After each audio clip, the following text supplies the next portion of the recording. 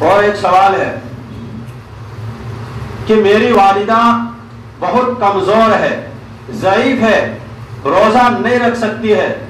تو اس کا فدیہ کیا ہوگا؟ تو دیکھیے، اگر آپ کی والدہ اتنی کمزور ہے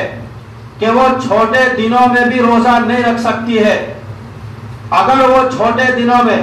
یعنی ٹھنڈی کے دنوں میں اگر وہ چھوٹے دنوں میں روزہ رکھ سکتی ہے تو پھر اس کو روزے کے بدلے فدیہ دینے کا حکم نہیں دیا جائے گا۔ اگر وہ چھوٹے دنوں میں روزہ رکھ سکتی ہے تو اب ان روزوں کی قضا لازم ہوگی اس پر، اس سے کہا جائے گا کہ آپ ٹھنڈی کے دنوں میں ان روزوں کی قضا کر لو۔ لیکن اگر اتنی کمزور ہے، وہ اتنی ضعیف ہے کہ اس کے اندر طاقت نہیں ہے کہ وہ چھوٹے دنوں میں ٹھنڈی کے دنوں میں بھی روزہ رکھ سکے، تو اب اس کو یہ کہا جائے گا، اس صورت میں یہ کہا جائے گا کہ آپ ہر روزے کا فدیہ دے دیں، اور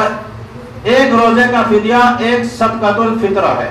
یعنی ایک صدقۃ الفطرہ ہے، اور ایک صدقۃ الفطرہ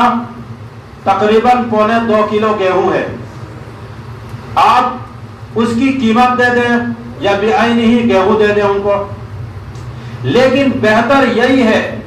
کہ آپ اس کی قیمت یعنی 30 روزے ہو یا 29 کے روزے ہو،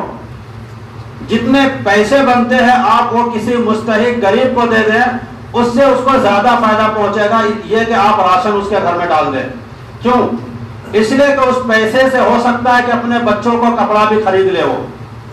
یا گھر میں کوئی اچھی کھانا بھی پکا سکتا ہے ان پیسوں کے ذریعے، لیکن آپ نے راشن دیا تو وہ راشن ہی رہ جائے گا، گوشت کھانے کی ان کو ضرورت ہے، پیسے نہیں ہے۔ تو بہتر ہے کہ 30 دن کے روزے ہو یا 29 کے روزے ہو،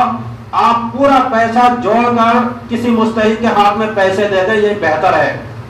یہی حکم بوڑھے حضرات کے لیے ہے کہ جو روزہ نہیں رکھ سکتا ہے، ٹھنڈی کے دنوں میں بھی روزہ نہیں رکھ سکتا ہے، تو مرد جو بوڑھے ہیں